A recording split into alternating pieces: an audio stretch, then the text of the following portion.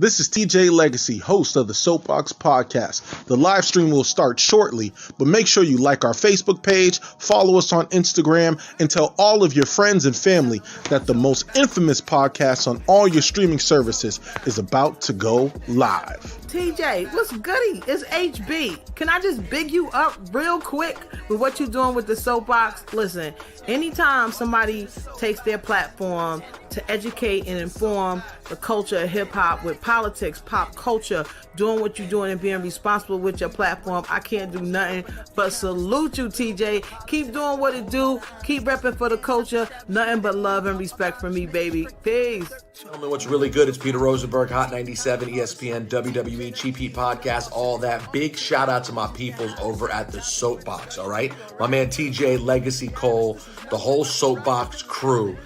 Incredible new podcast, all right? Politics, pop culture, hip hop, even wrestling on occasion. It's all there. So go subscribe and make sure you tune in to the Soapboxx. TJ, what up, man? Appreciate you. Peace to the planet. Charlemagne the God here. What's happening, TJ Legacy Cole?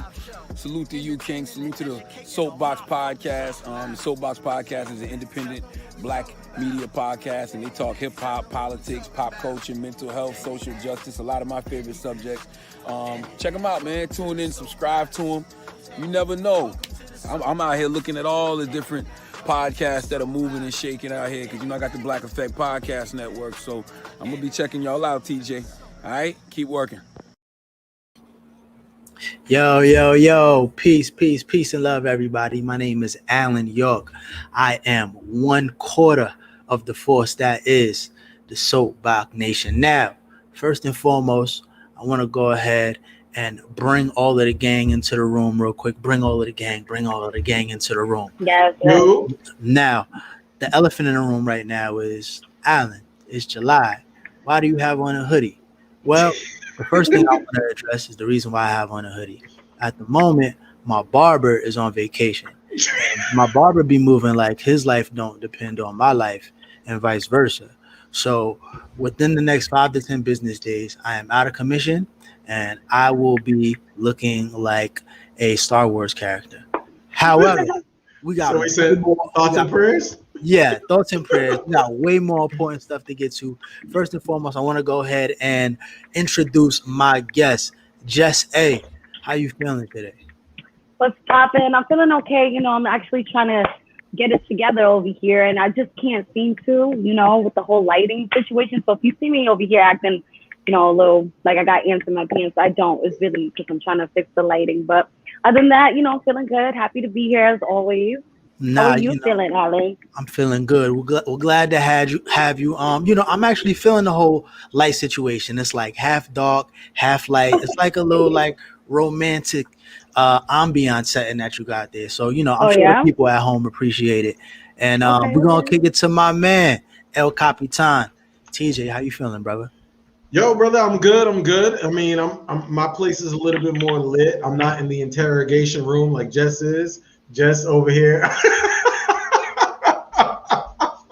Jess has been called in for questioning this week, and we got some, but the week has been great. Happy to be here, my brother.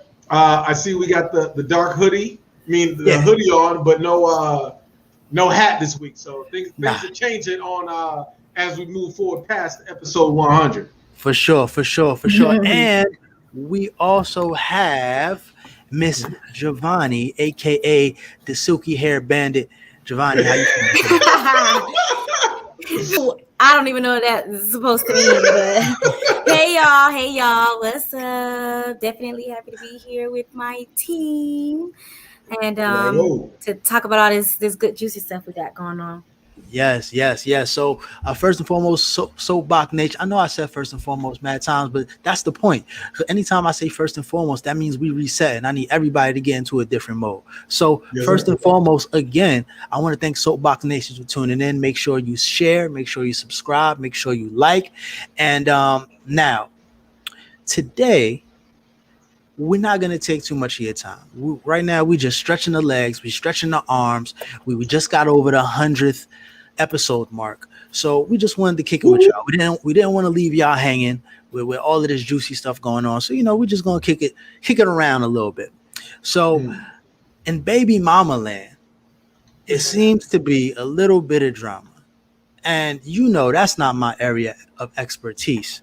So I'm gonna kick it to my girl Jess A. Jess A, tell us what's popping in baby mamaville. Oh, wait. So I know what's good with that, Alan. Is that what you? I mean, listen, I'm just going off. I'm going off of your journalistic integrity. I know your strengths. It's all right. I'm joking. Alan, you ain't gotta be intimidated by her. Yes, drama. Jess A, what's popping? So if you guys don't know, Erica Mena and Safari, they are actually in the middle of a divorce. For those of you guys who don't know who Erica Mena is and Safari, they were both on Love and Hip Hop. Safari used to date Nicki Minaj, but I guess she saw that he was a clown, so she bounced and she loved him. And he got married to Erica Mena. But let me just say this. I used to really like Safari. I really, really liked him. Like, I would watch Love and Hip Hop, and he was like one of my favorite people to watch, because I just thought he was like really funny. He seemed like a very sweet guy, and he used to pursue like Erica like OD, okay? And she finally gave in, whatever. But right now they're going through like a really complicated divorce. They had 2 kids, and they're just going through. There we go. They're just going through something. Erica's son was in the ICU, and apparently Safari wasn't there, and there's just been a lot of drama surrounding that. So if that wasn't bad enough, now there is a story that just resurfaced regarding Erica Mena and Sin Santana. Now, Sin Santana is somebody that Erica used to date on Love and Hip Hop. So if you watch Love and Hip Hop, then you know their relationship. You know that they used to date. I guess she went through that phase where she was bisexual or whatever, but they were in a Whoa, we're not going to just gloss over that. Wait a minute. Phase? What happened? We're not just going to gloss over that. Yes, they were in a very serious relationship, as it seemed on the show, but they broke up. It was a messy breakup, whatever.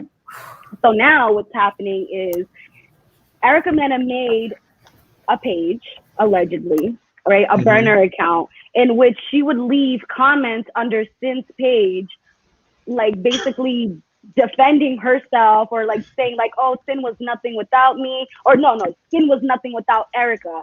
So she wasn't putting it out there like it was her speaking. She was making it seem like it was someone else speaking. So, but she would always like OD, defend. You have a clip for me, TJ? Let me see it real fast. We do got a clip, and I guess this is what's your face? Sin talking to a black guy. Okay, they're right there. Like I don't even know what to say. I don't really know how. Weird things like that, Choco.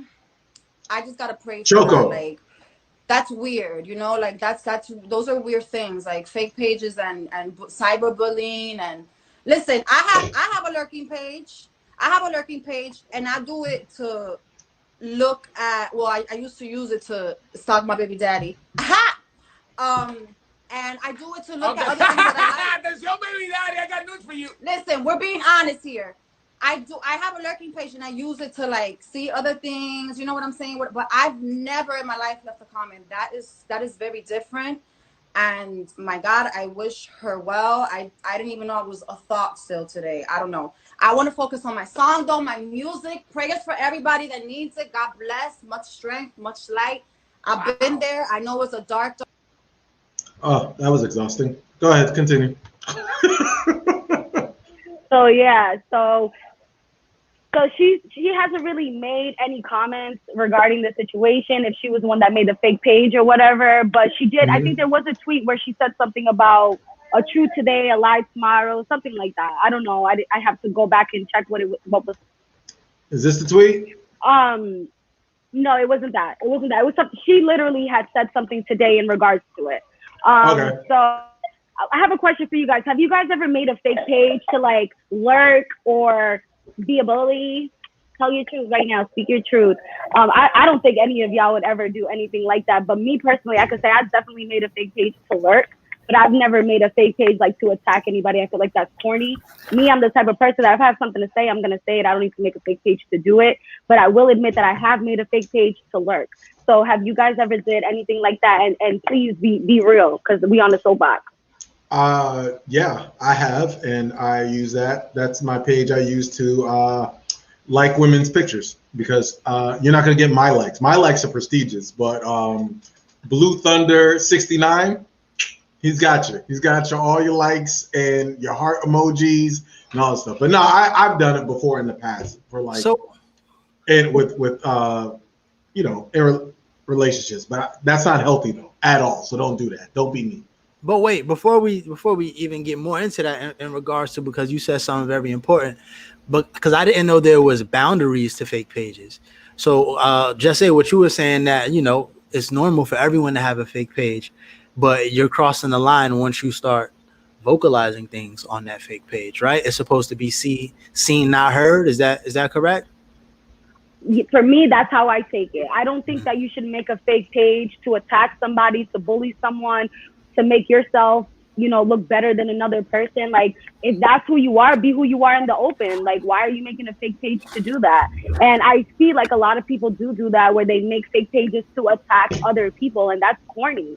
If you're gonna make a fake page to lurk, like, okay, you know, we do it. Like, it's whatever. Like, we do it because sometimes we don't want people to see that we're lurking from our page, which I feel like that's completely normal. I mean, for me it is, at least.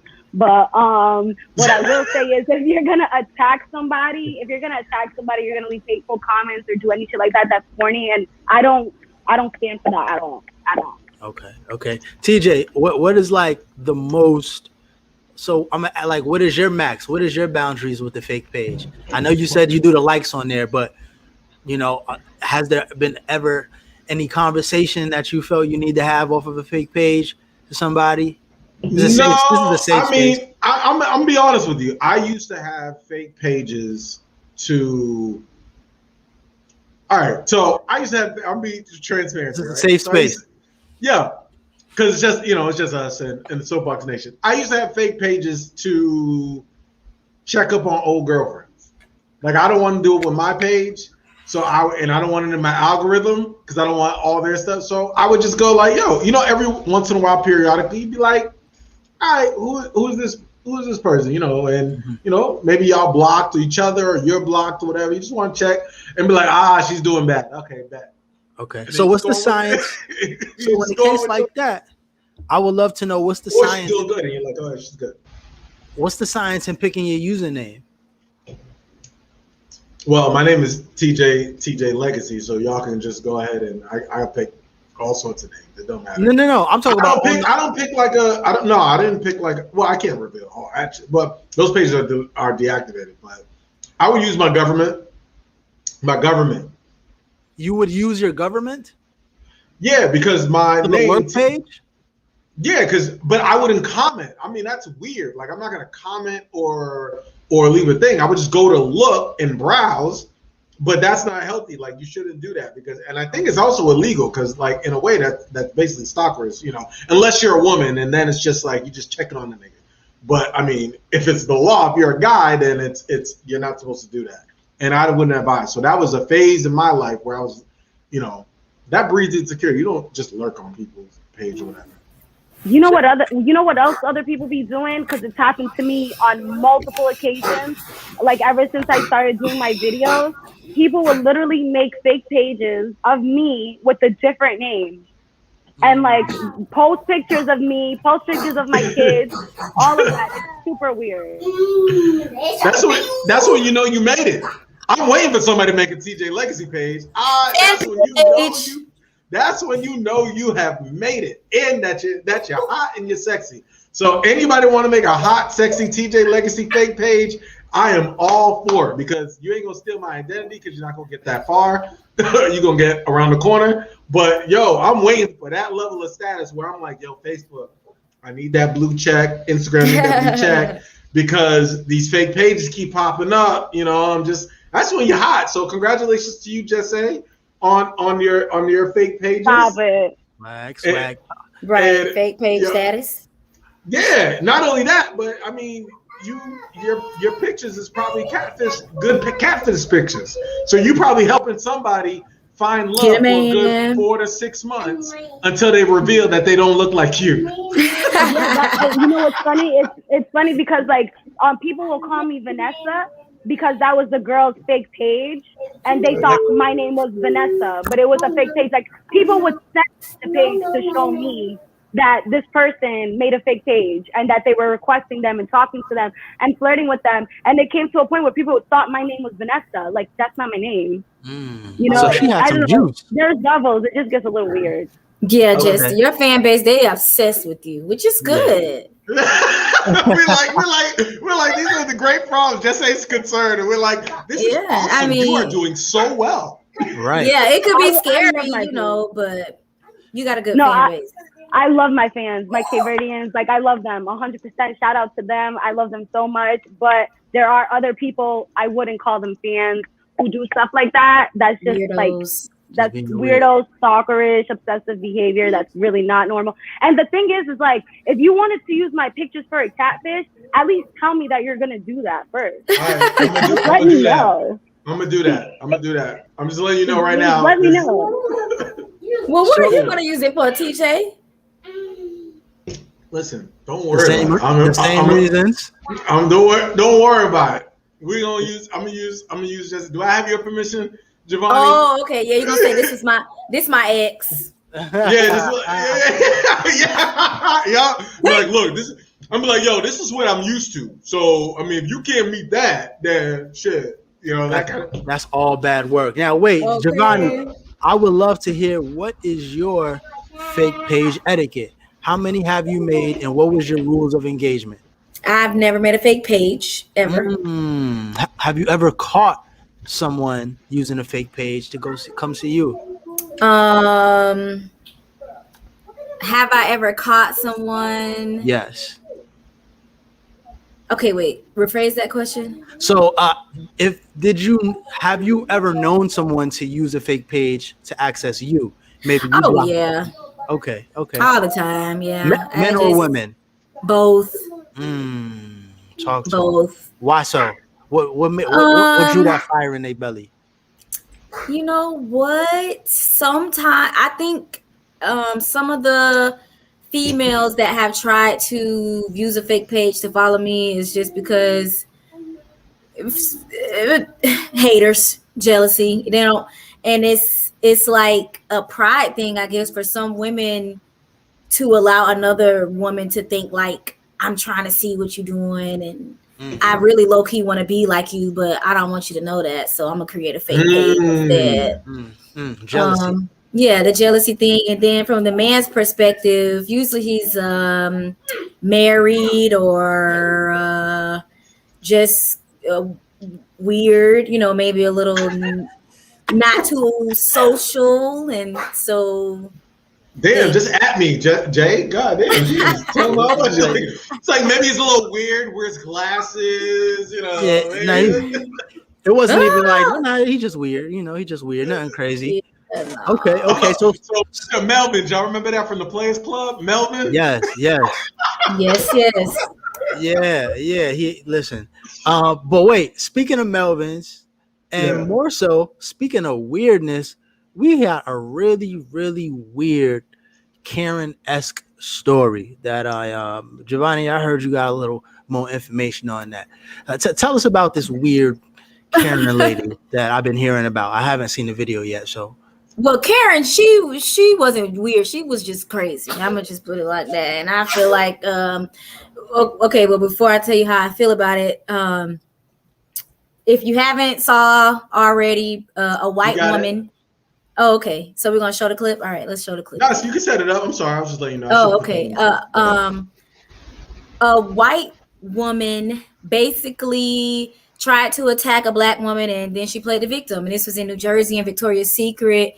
I mean, it is a full-on performance. Although it's stories are saying like she actually has a mental health issue and things like that. But in other words, we like to call it white supremacy.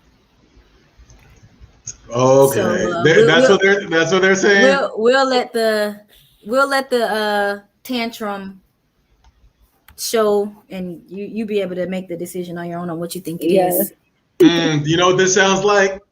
Y'all don't have a panic attack. Because education in this country is about white is right, brown's all right, black. This is our country.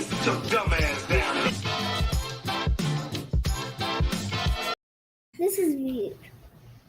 All right. That is exactly it. Now you are. Oh my God! Oh my God! Do you see this? Oh my God! I never thought nothing like this would happen to me. She just tried to run and hit me, and now she. Did you see her? I love it. All right, they all saw her. Oh my God! Karen had a breakdown. She tried to hit me. Ask your workers. She tried to hit me. She tried to hit me. Now I want security for you. Oh my God. Oh my God. You should have thought about that before you did what you did. Oh my God. This don't even feel real. This do not feel real. Would you please don't record me? Don't record me. Y'all got to get security. She charged me. If I wanted Hey, y'all can talk. We can talk over it too. Oh no, you just wanted security for If me, y'all right? want to. I want security for you now. So Karen is in Victoria's Secret right now. She's on the I floor. want you to call security. Thank you. She is playing the victim after she just tried to hit the other get my free panty. Victoria's Secret customer. And I gotta pick up my Converse from North. She's being recorded on I don't know why this is happening to me. on a lady's cell phone, and she posted it on TikTok. Charge me. Oh, you wanna? And this is just part one of Karen playing the victim. Okay. Yeah. I'm a fast forward a little bit since we got that capability. I mean, it almost sounds like somebody was getting murdered. Yeah. Very dramatic. Very dramatic. Very dramatic. Somebody just lost their whole child. Yes. Girl, bye. She chases her. I want to know, Giovanni, what would you do right now She's if chasing she's her now. chasing you? I would laugh. She attacked This me, lady so I handled it attacked her. very well. Look at this. Away from me. Oh, y'all gotta get this lady. I kind of react the same way.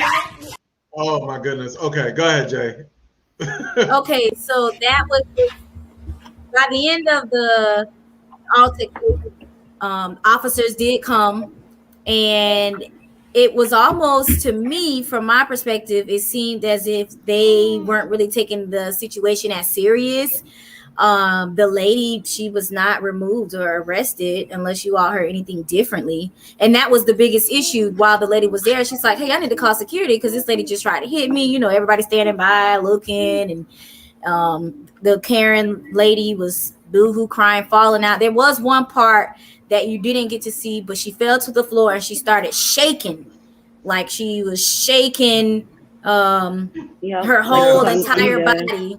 Yeah, like her whole entire body, and like she was having a seizure almost. And the lady, she wasn't having a seizure. Right. There was also another part that we don't get to see where there was two other people in the line, and they were like, why don't you just stop recording her? Because she was like screaming, stop recording me! And then the girls like, they're like, just stop recording her. And then the one that's recording, she's like, well, why doesn't she just walk away? Like, Thank really? you, leave.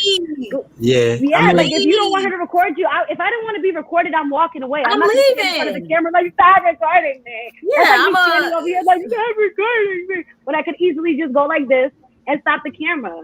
Like, you know what you was doing, shorty. And that's where the privilege comes in, because they would have preferred her to stop recording versus her leave the doggone store.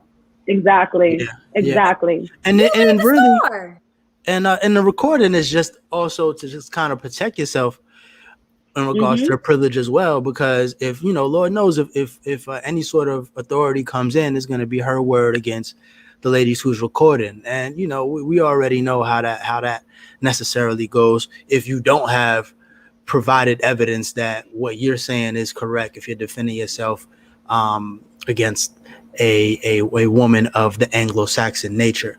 But I will also say before we get deeper into this, I do want to shout out the Soapboxx Nation.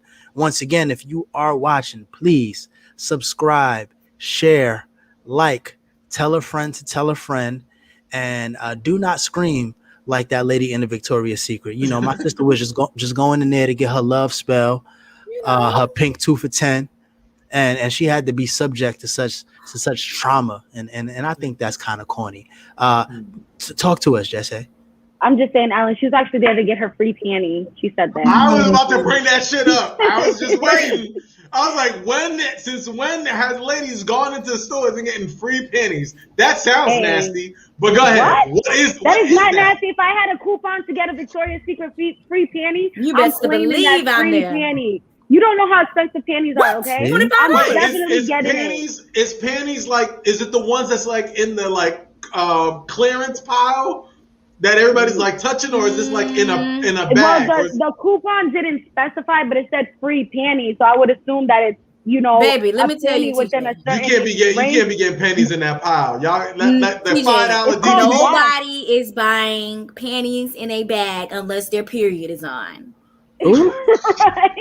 Those are the only panties that come in the bag, zip locked up, and they at Walmart or on a hanger. Y'all can't get panties in the pile. Is that what y'all do? The DVD pile. Have you been to Victoria's Secret? That's how Victoria's Secret is. Yes, and if there's a clearance, okay, you dig in until you find your size or a cute little panty. Yes. You go home and you wash it. You go home and wash them. What? Come on. No, see, wait a minute. Not all these ladies. Don't you go and buy girl no panties in no bag. I mean, with a button in the bag. I'm like, yo, girl, I got this box of wine and these panties in the bag. Nobody don't want no Fruit of Loom draws. Listen, yo, wait a minute. I don't ask questions. This is why I stay out of women's business. You talk about in a pack. Some shit that you think should happen don't happen. Y'all got 3 for 5? It's none of my business. It's none of my business. Yeah, they usually be like, I think like 4 for 25 or something like that. At Pink. Now at Victoria's Secret, you better be lucky if you find a deal. See, the thing is that some of these ladies ain't going. Look, this is a public service announcement. I'm glad that y'all said it. Y'all need to go and wash the panties before y'all put them on. Some of these ladies not doing that step. I'm just letting y'all know. This is probably not doing that. Definitely wash them before you put them on, because you don't know who's touching them. You don't know where their hands have been. That's what I was saying. Don't know. Okay. No, trust me. Like I understand that completely. But best believe if there's a cute ass panty with a good ass price in a Victoria's Secret pile, I'm gonna buy it and I'm gonna wash it and I'm gonna wear it. Let's go. Period. Spoken like a true Bond villain as the cat. Period. I'm gonna buy the panties, all of them. But TJ, what do you think about a situation though? Who, me? Yeah. Oh, well, I'm so glad you guys asked, because the white woman's scream is one of the most dangerous things that has happened to the black community. These screams that white women do, they are ingrained. When I say they, I say white people understand when we talk about white supremacy. They understand that from jump, if they scream like that, even if they're in the wrong, y'all can hear me, right? Because my headphones seem like they kind of went out. Can you hear me? If they scream like that, that scream is not for the lady or whatever. She's not in danger, and she knows that. That scream is so that a cop or security or some other authority figure, or if y'all see in The Color Purple, some white man or somebody will come and do harm to the black man that was in the Central Park with that Karen that did that false report, or to do harm to that black woman.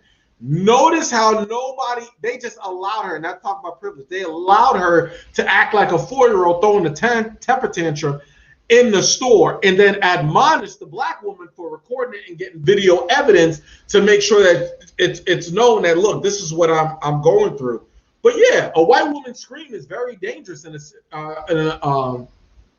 system of white supremacy. There have been many black people of color, I don't like using that terminology, black people, black women, Latinos, whatever, that have gone to jail, that have died, that have been lynched off of the echoes of the scream of a white woman in fake distress. So what she did was very dangerous. She did it to weaponize it. And shout out to the black woman being able to record it. But yeah, this type of stuff goes on all the time. But she was doing that. If you look at the historical context of what she did, if this was in the 60s, if this was in the 50s, if this was back in the day, that black woman would have been assaulted, lynched, or beaten into servitude, like that scene with Oprah in The Color Purple, where she, so that what she did was very dangerous. But all white women have that in them, and I'm gonna talk to these brothers that do all this interracial dating, because y'all know too.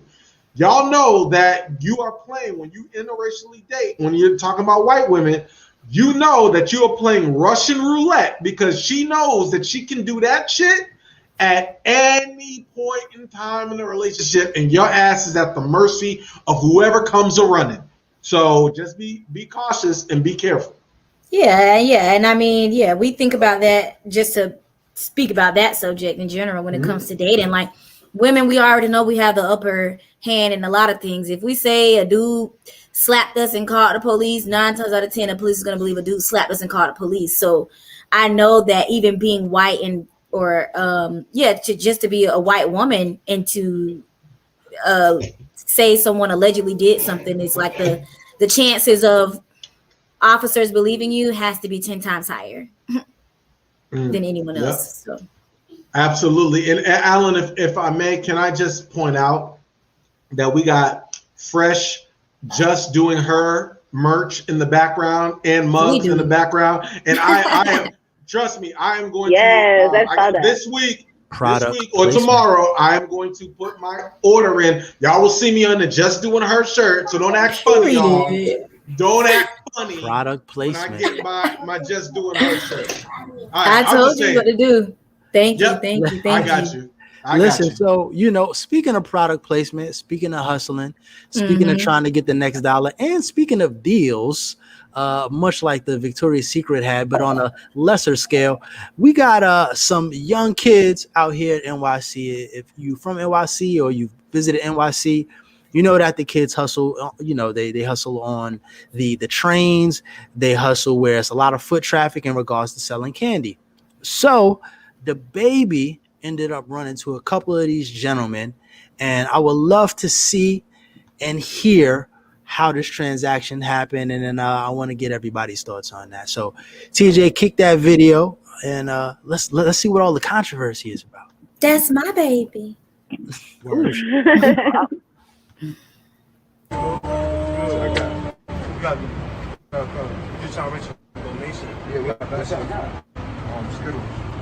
you want for the box? I just want 200. Yeah, 200. I mean, like 400 for. What you charge for? $2. I mean, like $400. I can talk over the video. Add this up. How that's 200? I mean, explain. How much you want for your box? So the baby is interacting with the children, and they selling Skittles, right? And you sell them for $2. Yeah.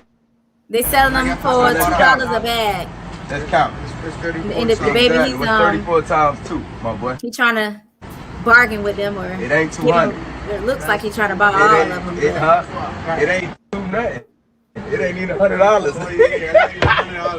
$68. What about he messing with him? He messing with him.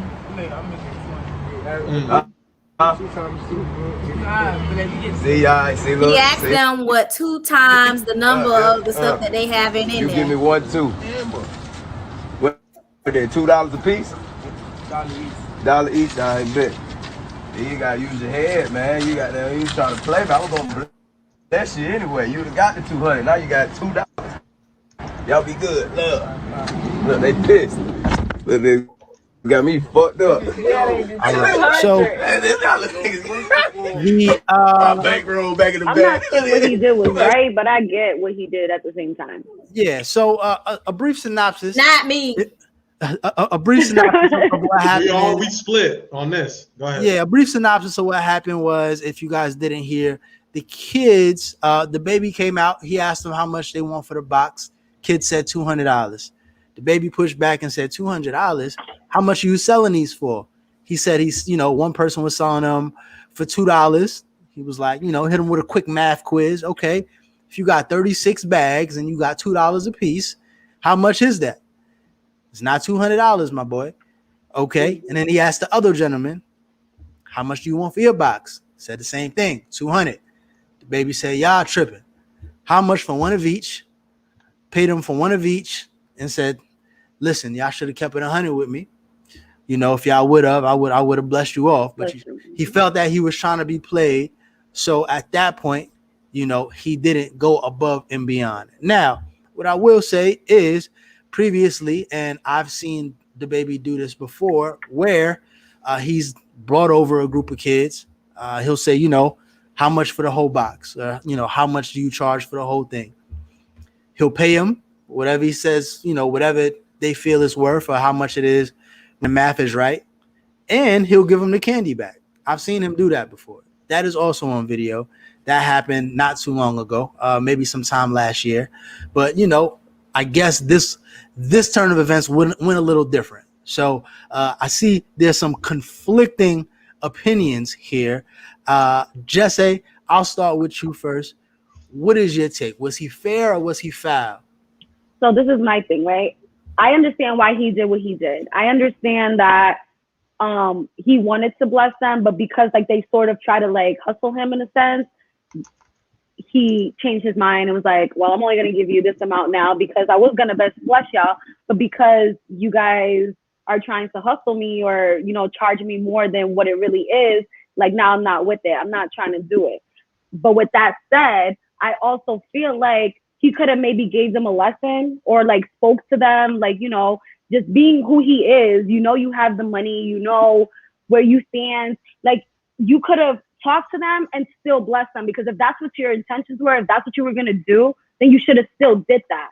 But then to make them feel low and only give them $2, that's kind of fucked up, because they're out there trying to raise money for whatever they're trying to raise money for. And I think we spoke about this way back when it came to Meek Mill and stuff. So me personally, I just feel okay, if you felt the way you felt, you should have talked to them as a man, as an idol, as the status, the type of status that you have. You should have just talked to them and tell them, give them a lesson. This is not how you do it. This is how you're supposed to do it, but I'm going to bless you anyways.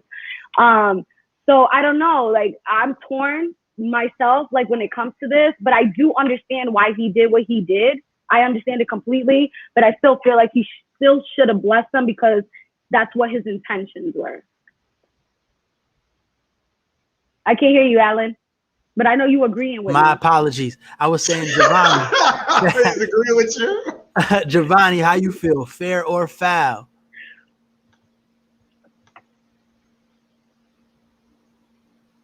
Sorry, y'all. Well, I think it's pretty foul. Yep, I think it's foul. And I say that because here's my deal. In general, anybody, I don't care if your business is on the street, everybody know that you're going to mark up the prices and you're going to sell it for whatever you think. Hey, if you got one shirt left and you've been selling that shirt for $25 the whole night, but you need to take home an extra $75 and it's one person that want a shirt, and so you tell them that shirt is $50. The shirt is $50. I'm selling it to you for $50. And because I know who you are and you possibly have the money, then yes. If you look like a bum, I'm gonna sell you a deal for a bum price. If I know you probably only got $10 in your pocket, then hey, I need $10. Do you have that? And that's not something that, that's just listen, economics. If you go out of the country, they know Americans are gonna come there and pay double the price than what they may sell it to for the locals in that same country. They know that it's something that they sold for $5. Americans will come to that country and buy it for $50. All I'm saying is the baby knows that if these boys is on the street hustling, them asking him for $200 is like, you know this really only worth $30, but because it's you, I'm gonna ask you for $200. He could have said, okay, well, like he could have just said no, but I felt like the clowning part of it is just, I don't really agree with stuff like that. Like, you don't really have to clown, you don't have to clown people. Like, he could have said that from the beginning, all that, what's the math and what's 32 times 2, and all that type of stuff. I don't like that. Like, if it's a, hold on, Noble. If it's a offer that I feel like is beyond my price range, or I know if I'm being played or something, I'm gonna just say no. Like, but I'm not gonna be like, well, how long did it take you to make it? And this look cheap, and stuff like that. I just feel like you don't have to go through all that. And then they showed the whole video when they was done, and he talking about get the up out of here, and y'all some clowns and all that type of stuff. It was just too much. Yeah. It was just over the top. And then you rocking Balenciaga. You didn't pay the whole business that's making billions of dollars.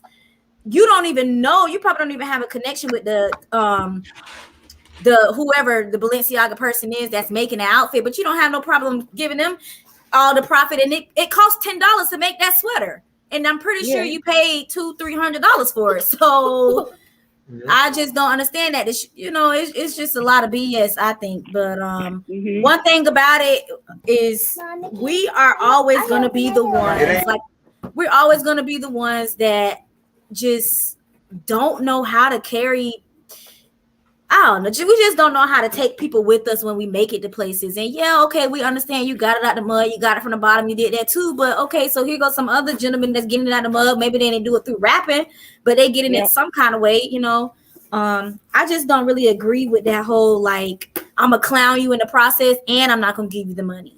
Just don't give them the money. Just say, nah, bro, I don't got it right now, but here go $2 for what you said it was, and and keep it pushing. But all of that, doing that extra stuff, and you hard now rocking multiple chains in Balenciaga, I would have flicked that bus off. I would have been throwing rocks at him and everything. TJ, fair or foul? Listen, I'm gonna go ahead and cancel this, but I'm gonna cancel it on all fronts. First of all, I've said this before on the show. There's nothing more I hate when it comes to children, besides police using children as political props. I hate the notion that you're teaching children about business by having them sell stuff on the street. I don't like when football teams do it. I don't like when the cheerleading girls do the car washes, or they're selling stuff on the street. I just don't like seeing kids do that shit. Like, that's just not a good life lesson, all right? So that's on one part. Nonetheless, so this whole, y'all know what I said about Meek Bills. Those who are watching us or following us on Soapboxx Nation, we appreciate it. So I'm gonna be consistent. If you're gonna buy something from children, or even, I'll put it this way: if you're gonna buy something for children, if you're gonna give someone who's homeless food or whatever, just do the shit. Don't just make a spectacle out of it. You in there, your homeboy who sound like a yes man, because he over there, grown ass man, giggling while you over there trying to son children in front of these little women that's in there giggling also with you, right? And so now you recording and you trying to boss some kids who's basically, like Giovanni said and stated eloquently, they basically went without probably their knowledge to the market, right? If you know that there's a consumer that has more money, then you jack up your prices to get more of a profit for your product, supply and demand. This guy who has more money in his bankroll, I know he wants this candy right now. I'm right here. Let me say, if I sell it for $2, I know he's got a whole bunch of money. I'm gonna sell these same $2 candy bars for $10 and make myself a profit. That's good economics. That's good business. But that's not what this transaction was about. This transaction was about him, and that's what he said in the video. You used to be the one selling the candy, and now you wanted to show up kids who's now in a position that where you at. This is why rappers, when they go to certain hoods or whatever, they get robbed. Their homes get invaded because people will listen to your music, buy your stuff, And then all of a sudden, now they feel like, okay, he thinks he's better than us. So now the next adult is going to be like, all right, I don't respect that shit. I'm going to go ahead and just rob this nigga. You see what I'm saying? Like, I think it's so corny to do things like that at children's expense. And then after you close the door, you could have just ended the video there and be like, yo, life lesson, blah, blah, blah. The fact that all these damn adults who's in this van or whatever is now having a chuckle because you gave two kids who's trying to sell candy to fund. Clearly that box is to fundraise for something, right? So they're trying to be productive in some aspect of their life. You give them $2 and now you in there chuckling up and laughing, and now you put it online. You put it online that was crazy. Where the internet's forever. Here's what I would do. If I was that kid's parents, you did not get parental consent from me to record my child. My child is now traumatized because one of the most famous rappers in the world has embarrassed him and put it on the internet, and it's going to affect his life, his living wages and stuff like that. So and he's got pain and suffering because he now is depressed because he doesn't want to participate. Oh, I would definitely be hitting my lawyer up, and we be going after the baby for that little stunt. Don't play. It's gonna make those kids better, though. It's gonna make them better. It will. But the money that you get from that settlement will definitely heal the wound, the emotional wound that you did to my child. Indeed. Don't play with me and do that stupid shit and put my child without my consent. You recorded them and put them on your platform with all these things. Now my child's trying to get scholarships. Now my child's trying to go to college, and this might affect him on his job or whatever. So yeah, I'm gonna need that. I'm gonna need that. The bread, the baby. So that's how I feel. Yeah. So that was a shock. That was a shock. I didn't expect that from him. Well, listen. Yeah. He always talk about going to get the loop and all this, and I'm still bump Suge though. Yeah, I'm still, vibe. I'm still listening to music. Listen, like so go ahead, Alan. Speaking of embarrassing moments, speaking of an invasion of privacy, speaking of having your face plastered all over the world and over the tabloids without your consent. Our favorite certified lover boy thought he was doing something real fly recently. He had a date in Dodger Stadium. He had Dodger Stadium open up on a day off. She had himself a little butler. He had himself a chef. He took out his little love interest. And guess what happened? A helicopter swooped down and took a picture of him and his lady friend. It looks like they got a good spread. It looks like it's a live skillet. It's flowers around. And he looks extremely, extremely annoyed that if you cannot rent Dodger Stadium to have a date to get some privacy, where can you go? So there ain't no privacy. There is no privacy. So one, in the vein of that, I would like to ask the ladies, what is your, and I won't say unobtainable because everything is obtainable, but what is your dream fantasy date? If your man had the means and the coins to do something extravagant, like rent out a stadium, what would be a choice for you ladies? See, I wouldn't even think of a stadium. Like, that's so random, Drake. Like, I really hope he makes a song and like says that he did that, because that's like so like, who does that? Who does that? Drake does that. That's who does that. But I can't really. What? Yeah, she is. She's like, who does that? Baseball, but basketball, whatever. I'm so sick of just saying. Like in a good way, like that. I feel like that's dope. That's dope. And you don't know what his intentions are with her. Like, if that's somebody that, not like that. Like, obviously, duh, but not like that. Like, you don't know. Okay, obviously he wants to clap, duh. Dream date but first. You don't know if like he wants something further in the future. And if he doesn't, like, that's a lot to do for somebody you're just trying to smash. If that is the case, is what I'm saying. Not saying that that's the case, but if that is the case, that's a lot to do. And for me personally, what I will say is that, I don't know, that's really hard to say. Like, I just want a guy to be like, he sends me some money, go get something really cute to wear because I'm going to take you somewhere. It's just a surprise. You know, he cash apps me and I get me some really like a cute little fit. And then he comes and he picks me up and we go in his car and he puts that G-Force on and I'm like, before the date. And then like, he just takes me somewhere like, you know, magical, like somewhere different, somewhere that I haven't been before. Like, I don't know, maybe we can go on a helicopter somewhere else, like, you know, somewhere tropical, because it's just random. And, you know, we just, you know, just I don't know. What would so speaking of the cash app, what does the clothes budget need to be? How much should he be cash apping you? Enough to get their free panties at Victoria's Secret.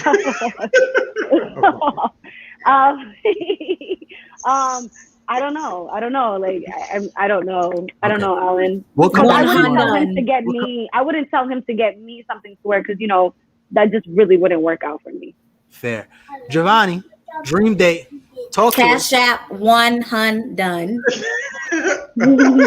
Period. I need 100K in my bank account if we're doing a extravagant. What kind of outfit is that though? Is that this just Sakari Crystal? this just you gonna be in an Iron Man suit when you show up to the date? Like that? Hold up.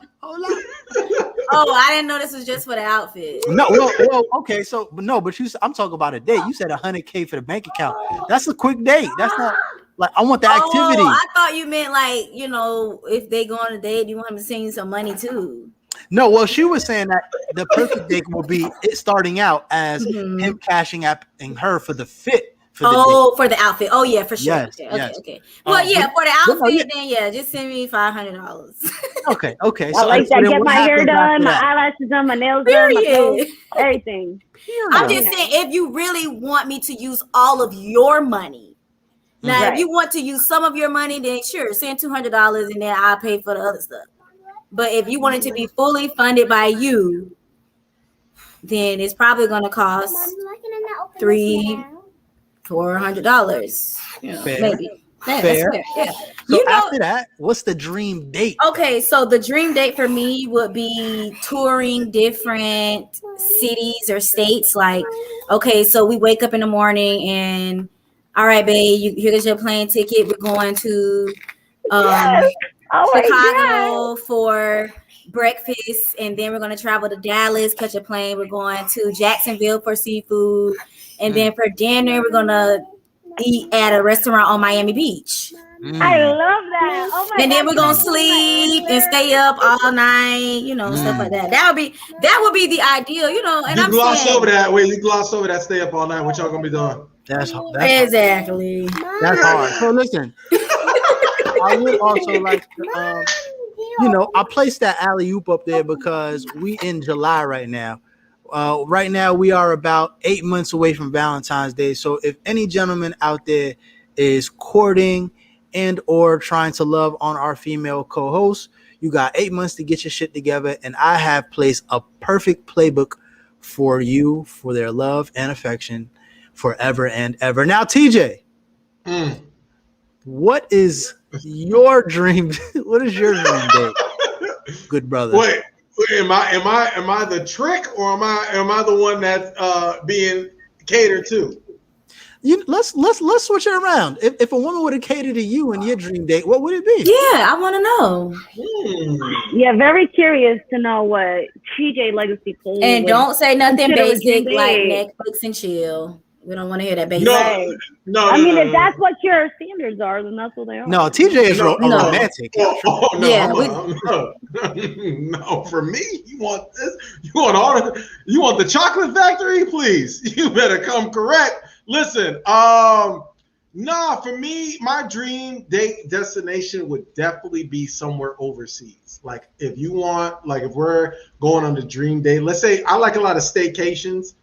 But if you want to take me on a vacation, we're going to the Maldives or whatever, those islands, the Polynesian islands. We're gonna go over there, secluded, no paparazzi. There's a lot of fruit, you know, a good nice little spread. I want to be fed. I want to be rubbed down with some oils from Zamunda, straight from that. Then after that, I'm gonna put my robe on straight, just my robe, and then I want to hear some nice live music, some some jazz, some bottles of wine, some fresh grapes. You see what I'm saying? And then and then let the let the romance night commence. You got to get me in the mood so you can get the deluxe package. You know what I mean? The international, international deluxe package. And sound like you want to be in Upanda. What? What is that? From Lion King. In Upanda. Okay, but yeah, I want to be. If you're gonna cater me, I want all of that. I got my hair cut, I got all that stuff, but just make sure that we over there in the islands. I want to see some clear blue water, and then I also want you to, because I want you to be aesthetically pleasing. I want you to be in your all your glory, your natural, your hair and your natural hair. I want your nice skin bikini wax, all that good stuff. Tan. And I got to think for French braids too. That's my thing. I like French braids. Okay. Oh, so you know, it's a lot of international stuff. You want to go to Greece? No. I'm talking about I love maintenance. So like a woman that's feminine and put together and smelling good, and like her hair is done and the baby hairs and all that shit, and then she has a nice little outfit. She's feeling sexy and confident, and then I'm just oiled up and got my massage, and I'm at some nice outside eatery, whatever. I'm in heaven. I'm good. I'll be able to perform after that. Then you go get the deluxe package. Oh, whoa. All right. What are you talking about? Well, so the girls talking about performance. This is a family show. This is not. This is the most infamous podcast on streaming. So y'all gonna hear about the page, all right? My kids are not allowed to watch this podcast. Fair enough. See, look, they heard.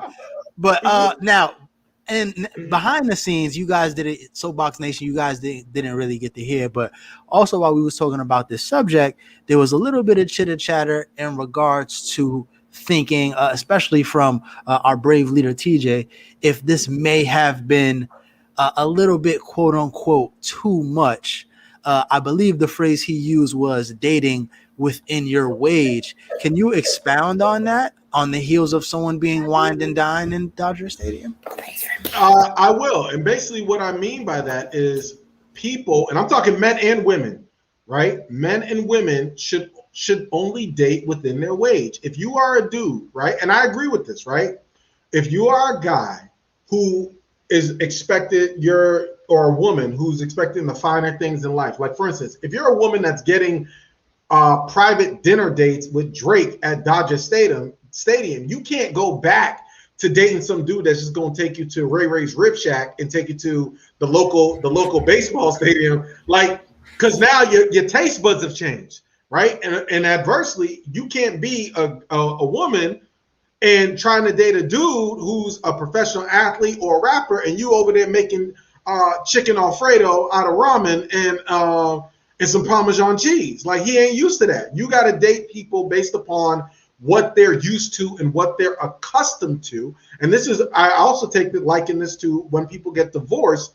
They don't say, oh, okay. They're like, no, she's accustomed to this lifestyle. Your children are accustomed to this lifestyle. So you have to basically pay alimony accordingly. So I think people, because women be broke too, fellas, and we all know that too. You should only date people within your age bracket. That don't mean every date got to be a dinner date or you got to travel. Some dates don't cost money.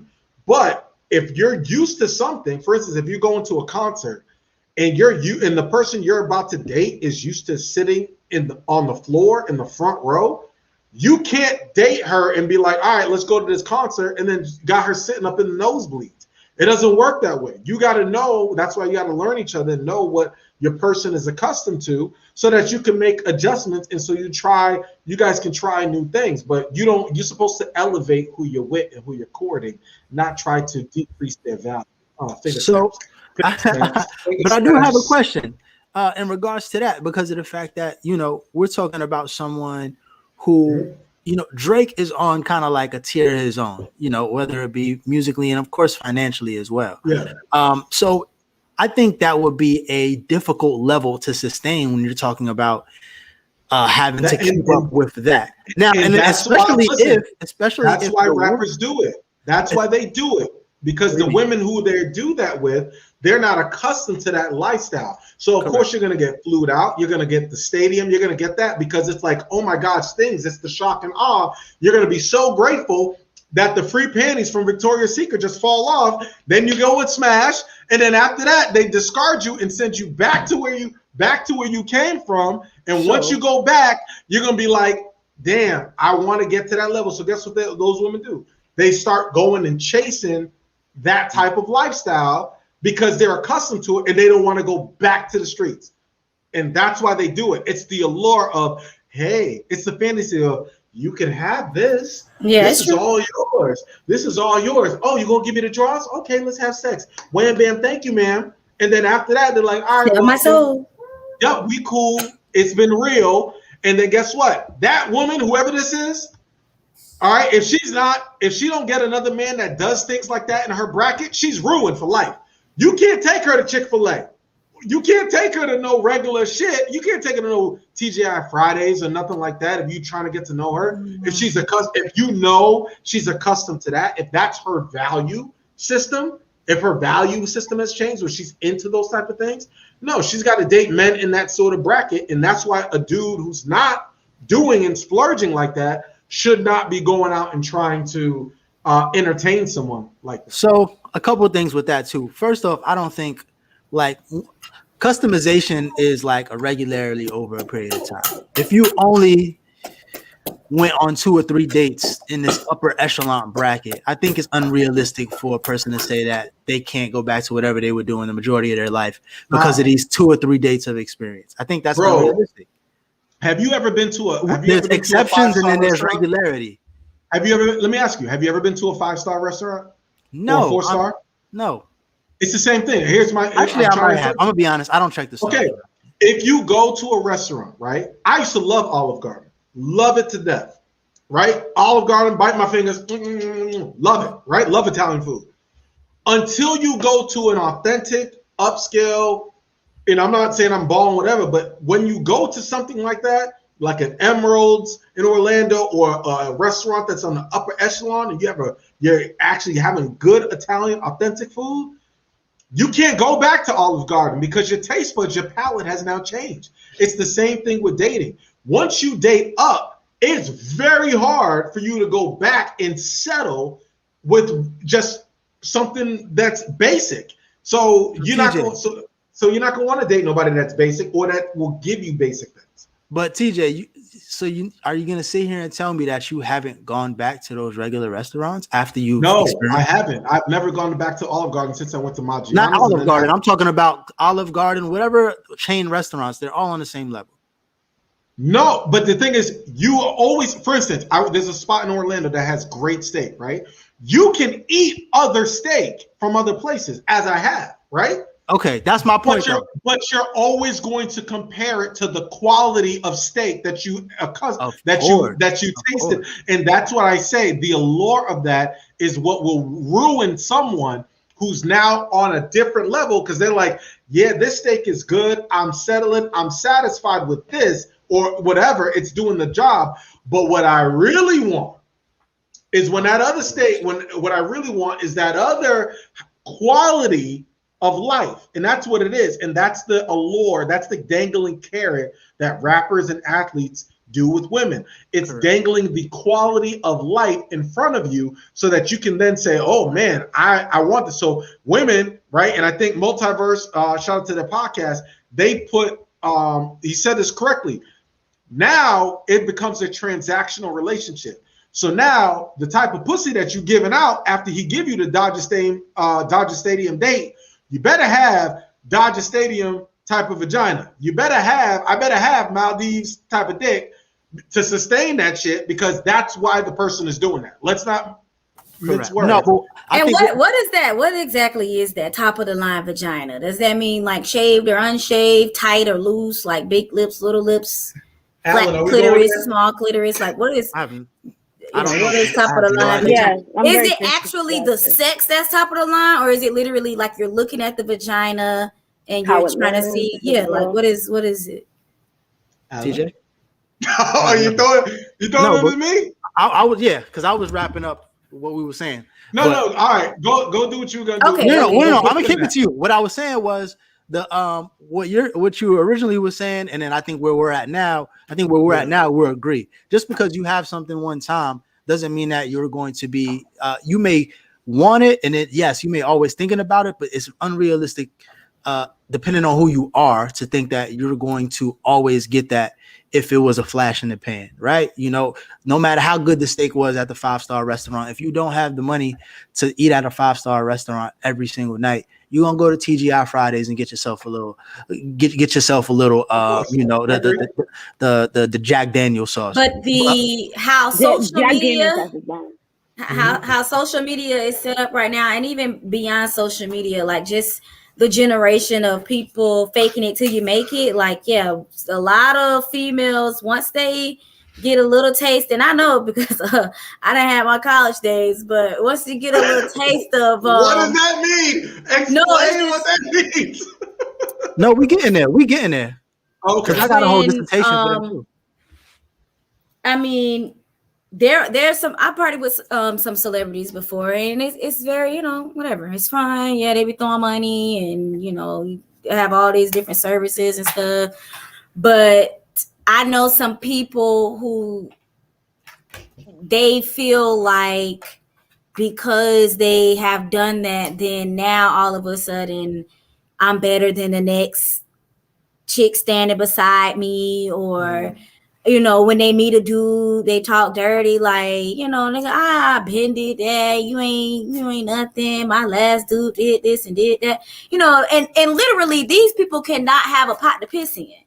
But their ego says something different. Like, even though you don't have a pot to piss in, remember that dude took you to the 4th floor and you was the one in the booth throwing money? Remember that? And you really start like thinking like, that is me. That's my lifestyle. And if anybody interferes with that, then they are beneath me. So I understand what TJ is saying. Like, people really do latch on to that. And it does have a lot to do with behavior.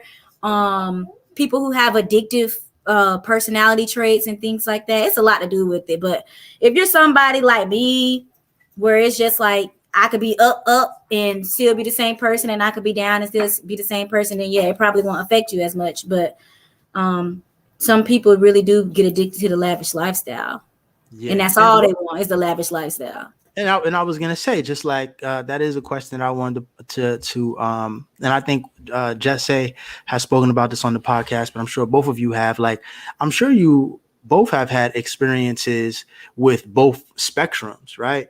And you know, I don't think, and I could be wrong about this, but I assume there's not an automatic light switch in your head after you have experienced a certain level of money being spent on a date or a certain type of restaurant. Like, you didn't leave there feeling like you will never go anywhere again, right? Like, I would feel like that's an unrealistic mindset, but I could be wrong.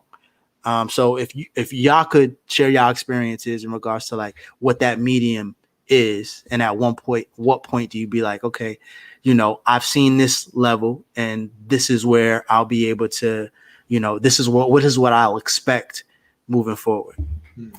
For me, it's all about the levels. Like you said, it's just, for me, it's more of a realization, like it's levels to this. Like, it's levels to the dating game. Some men, as soon as they meet you, they're ready to wine and dine you, and they're going to take you to the best spot so that anything up underneath them will be trash. And then you may be with the dude who, hey, he gonna do the best he can, and you know, if you not too bougie, you gonna go along with it. But like I said, I guess for me it's different. I'm a vibe type person, and I like food. If it's good, it's good. And I do like, I love to dine at restaurants. I love to dine at restaurants. But I'm not just so hard up on the prices that I pay for the restaurant. I like quality food. And of course, I honestly feel like that comes with your own wage. Like TJ was saying, you know, if I was making $300,000-$400,000 a year, then yeah, maybe I do only eat at a specific restaurant. Maybe I really don't go to Olive Garden like that. You know, I don't know. But So yeah, I think it just depends on your lifestyle. You start eating healthier. Some expensive restaurants is not only about the, it's not only about the, I don't know, whatever you call it, like the decor or the people who go there. A lot of times it's the health, how they cook it, the type of meat, which slice it is, and how fresh is the seafood that you're getting, what part of the steak that's being cut, and so a lot of different things that play into it. Yeah. Oh yeah, y'all getting money. JESSA, what has your experience been? And what is your opinion in regards to the levels and how, and what's your experience also been like with the highest of the highs and lowest of the lows, and just kind of finding where you fit and what you'll accept moving forward? So like, I feel like if you're okay, so like Drake, right? He's dating Shorty. I'm pretty sure that she don't got as much money as he has. He knows that, right? But he still decided to go all out for her and do all that, knowing that she can't reciprocate the same type of energy. But he still chose to do that because that's within his means, okay? So that's my thing. Like, if you do stuff within your means, like if you know, like you don't have $1 million, but you're still trying to do like the best that you can do within your wage for the person that you're with, then I respect that. I respect that because you're putting an effort in.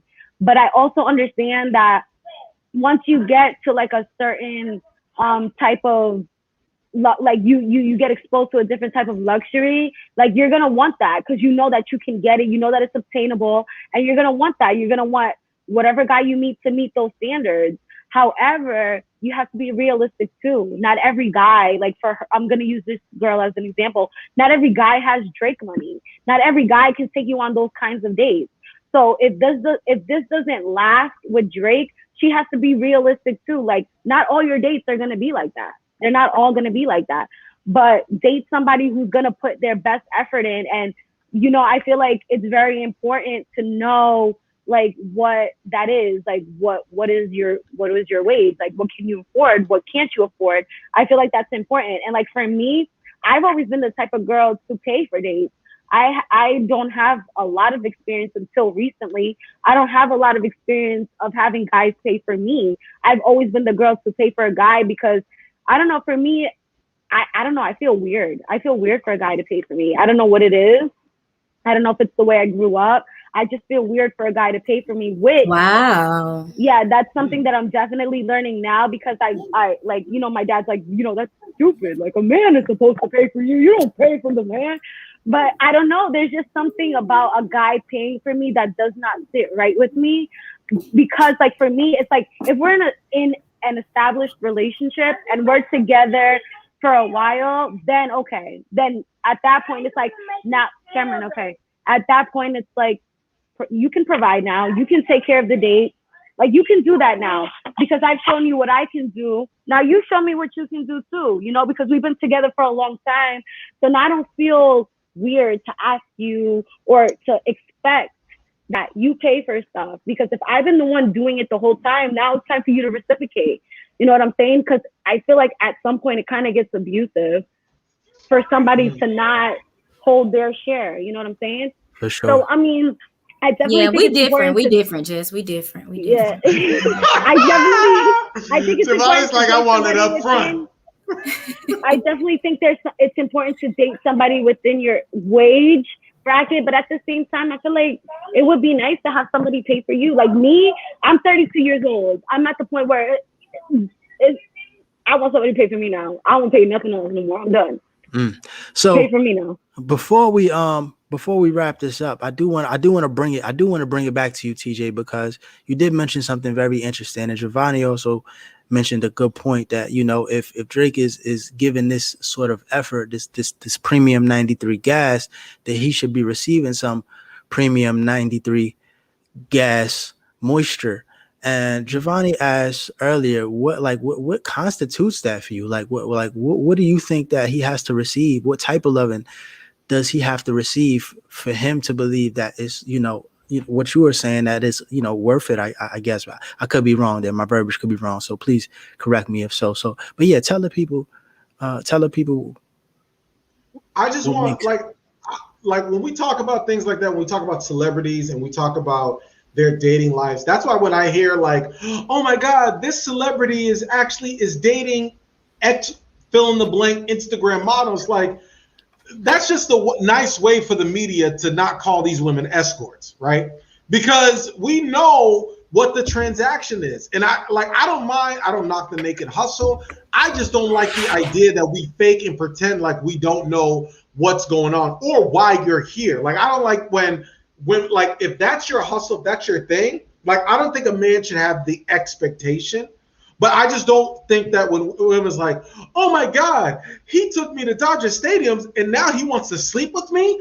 I'm shocked and appalled. Like, that is where I'm like, come on, you know, like, he's not doing that because like he's Drake. So if he wanted just sex, he can do it. But I just wanted to point out, this is what what her name is, Johanna. That's what the allure is to Drake, right? Drake wants to have top of the line. He looked at her. She's fine. They went to the Suns basketball game. He likes aesthetically. That's what he wants. And that's why a lot of these women, they will go and augment their bodies and go work out during the day and take pictures on Instagram, whatever. That's their lifestyle. That's the hook. That's the bait in order for them to catch these dudes, to slide in their DMs, to take them to Dodger Stadium. And then the transaction is, I'm taking you to Dodger Stadium. I know, a full-time job. Yeah, for real. And I'm not knocking them. I'm winding and dining you. So after I take you to Dodger Stadium, now we're gonna go to the crib and I wanna have sex with you. And so you talked about, so I'm gonna talk about it in a celebrity's point of view of what I think, because I'm not a celebrity, right? The best pussy for them is availability, right? To know that when I come into this city, a woman that looks like this, if I pick up and call, she's available, willing to get on a flight, pack a bag, and will be able to service me in whatever town. She's fine, whatever. If you have a good personality, could carry a conversation, cool. But this is more of a transactional, almost like being a human vibrator at that point. You're just on the payroll, and that's why they have multiple women who they do this with, and you ain't that special. And that's why the whole trap them, try to get a baby from them hustle, that's where that came in. Because they're like, look, if I get a baby from them, then I know that money, that constant check is going to keep rolling in. Now I can flex my muscle. I don't have to do certain things anymore. Right? TJ, quick question. Go ahead. Quick question. Just because we know that, and just like you're saying that these are kind of wham bam transactional. I fly you here, we can do X, Y, Z. It is fair to assume that if someone's going above and beyond, like renting out a stadium, this has to be more than that, right? You would think so? No, because it doesn't take that. No, the equivalent. You got to look at the wage bracket, right? So a Dodger Stadium to Drake, taking you to Dodger Stadium, is the equivalent to a dude saying, I'm going to take you to the Drake concert and put you in the front row. It's a different bracket, right? It's like, so a woman who you trying to date, who's not used to that type of shit, who's used to being in the nosebleeds, is going to be like, oh shit, he took me to Emeralds. He took me to, we went to the front row at a concert. Man, he's really doing extra. Now, it all goes based upon a woman's perceived value system, right? So it's subject to who you are dealing with. If you know that the person who you're dealing with has the value system or the propensity to be transactional like that, like Drake probably got a whiff of that, like, okay, I'm taking Dodge stand, whatever, and she requires that. That's why I always say women set the standards.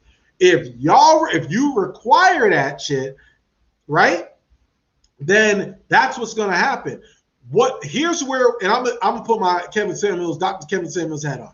Here's where women fuck up with, right? Where they say, I'm not going to have sex with this dude, right? Steve Harvey 90-day rules. And this dude who really wants to sleep with you starts doing all of this over simp shit. Try to wine and dine you and stuff. That's why I don't recommend dudes doing that. When you start overdoing that shit, and then eventually he has sex with you, after he has sex with you, you know what that guy's going to do? That he's probably not going to tell you that guys don't tell you on social media. A man is always going to recalibrate how he got there.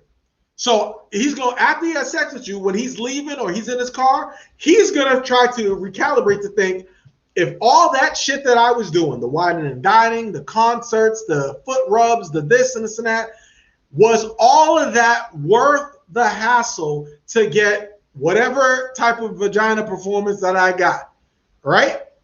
And he's going to say, sometimes dudes is like, yeah, she's worth it. She's mad cool. I'm really feeling her. They'll continue to go on. Or a dude is like, man, I went through all that shit. Not saying that the pussy was bad, but all right, whatever. It's the chase. It's sports fishing. I took a picture with it. I'm going to toss it back into the sea. And that's when men go ghost, because they're on to the next one because they got what they came for, right? The dudes who will then have sex with you and then be like, now you trying to think that whatever you're getting, like what JESSA was talking about, the reciprocation. He did all of that, and then you're thinking, oh, I'm just going to give him sex, and he'll continue to do all of that. No. Those kids that were selling candy know better than that. That's about supply and demand. If all you got is pussy, there's plenty of pussy out there, so so there's not a huge demand for a dude. It's all out there. Sexual gratification is out there. So just having sex with a guy is not going to just keep him faithful, right? Cardi B's and all these other different people get cheated on, and they got all the WAP and all the money, whatever, and it still happens. So basically the thing is to better get your ass a personality by the time you turn 30, because just going out there and saying I'm gonna look fine and get catered to, your ass, you got to set yourself up for how you gonna live in your 40s, because eventually, I mean, people are still having kids every day. So you in your 20s, there's another 19, 21-year-old woman who's gonna look just as fine and want the same bag and all this other stuff, that's willing to do more than what you was doing. And now you in your late 30s, in your early 40s, thinking that you gonna compete in the same market with them, and it's not going to happen because these dudes got 27-year-old tutu. Correct. So, and that's just what I'm saying. So, good pussy is subjective to whatever you like, right? But when it comes to these celebrities, I think what they require more is availability and easy access, to know that they could call someone like this and look and be like, yo, I ain't got to take you to Dodger Stadium no more. Just come to the crib. Let's knock it out, and then I'll either cash app you some money, or you can then call me if you need a little something to get your hair done, a little surgery or whatever, or you need a little vacation. I'll meet you out there. That's what it is. Surgery. That's what it is. Yo, for real. That's what it is. And they want to be they want to be on the payroll. And if you're staying on the payroll, that's your role, right? Until that's your role, but then but that's gonna dry up until the rapper or athlete or celebrity, either you get him to fall for you and put a ring on it, or you know that you better get your hustle up, do some ear hustling, learn some game, or get connected to the next dude, in the circle that's going to level you up even further. Look, ladies, you know some stuff. You know some stuff. This is the game, but no, you know some stuff. Y'all don't have a podcast that's gonna tell y'all the truth. That's the game, though. That's the game. Get to the people in the circle. Keep your ears open. Learn something. If you don't learn nothing, that was a waste of time.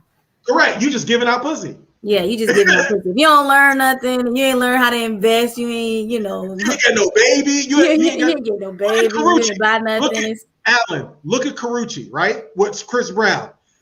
Nobody knew who she was. Everybody was calling her Kalabunga. They didn't even know how to pronounce her name. She went, soaked up some game, got connected to the right people around Chris Brown's circle or whatever. Well, she was a stylist before she was a stylist. But nobody really knew her like that. But that's people fine. I mean, you're not supposed to be a famous stylist. You in a circle. Well, she was a style. Oh, I thought you said she was established. Oh, she was a no. She was a stylist in Hollywood. That's But that's the whole thing. Even the Amber Rose, Kim Kardashian, to a degree. Before the whole sex tape situation, your job, whoever you're with, when we talk about leveling up, even if you're not rich, whoever you're dating should elevate your ass in some aspect of your life. Like if they're not elevating you or making you better, then in a business, spiritual, emotional, mental health type of capacity, then why the fuck are you with them? Well, tell that to all the women who dated these no deadbeat dads. Oh, shit. As the streets say. Speak on it. All right, listen. We got enough spice for tonight. We got enough spice for tonight.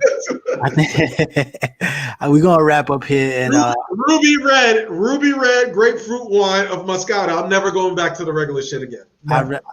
I believe. I just wanted to say I think Drake loves that girl, and despite all of the faces and love, Jesse, tell him. Love her. You don't love her? Weekend love is still love. You're right. All love matters. Yeah. So listen. So now we're gonna wrap it up with the moral of the story. First and foremost, and last and foremost, I want to thank Soapboxx Nation again for having this unorthodox episode with my crazy ass. We appreciate y'all. We love y'all. Once again, subscribe, like, share, and make sure y'all come back next week. We're going to start ramping things up now that we're over the 100 hump. Now, we want to go ahead and get to the moral of the story. The first person I want to call on is, let's go with Giovanni. Giovanni, what's the moral of the story for you guys today? Moral of the story for me, you guys, would be to don't play the victim.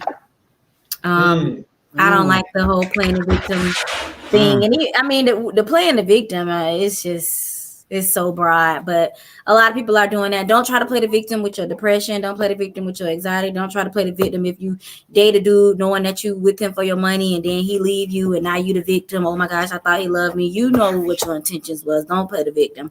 Don't play the victim if you're racist. Don't play the victim, in all situations. So that's my moral of the story. And of course, follow me at Just Doing Her Official, which is my business page. And if you want to follow me for inspiration or book me for your motivational speaking, follow my personal page on Instagram at Just Giovanni. I just stocked up, as you all can see if you're watching visually. I have everything, cups, mugs, laptops, everything you need. So make sure you connect with me and let's do some business. Thank you. Thank you so much. And like she said, make sure y'all go to the website, get your merch. Just Doing Her. Next for the moral of the story, we are going to kick it out to Jess A. Jess A, what's the moral of the story today? Moral of the story is if you have a baby, just be careful because he might spit up on you while you're doing your podcast. But my thing is this. Listen, if you are a man, and this goes both ways, but I'm going to say if you are a man, and you are trying to pursue a woman and you're going through hoops and whatever to try to get her, and you finally do get her, keep that same energy. Because a lot of y'all will do the most to get the woman that you want and get her and then treat her like trash or reveal that you are an actual clown. So please, if you're going to pursue a woman because you like her, whatever, you like to catch, whatever, once you get her, keep that same energy. Because when you switch up, you just reveal your true self. And that is a clown. And I'm pretty sure she didn't want to be with a clown.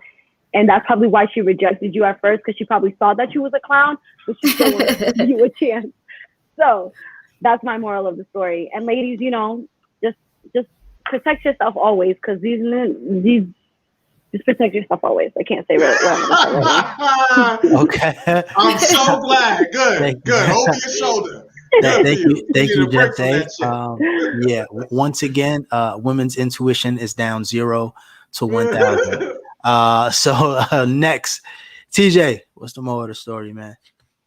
Yo, straight up, I'm probably gonna call this episode Yorkonomics because we talked about the economics, and I'm just gonna say this: keep it simple, supply and demand. You'll never know what you will never know what your demand is if you don't know your self-worth. So find your self-worth first, find your value system, and then you can go out into the marketplace and know what you supply. If you know what you supply, then people know who to try. They won't come to you with any type of way, right? So know what you supply, and then manifest your demand, and you will get everything that needs to come to you in this universe. That's my moral story. All right. I appreciate you, TJ. I don't have too much of the moral story, but I'm gonna leave you guys with this quote.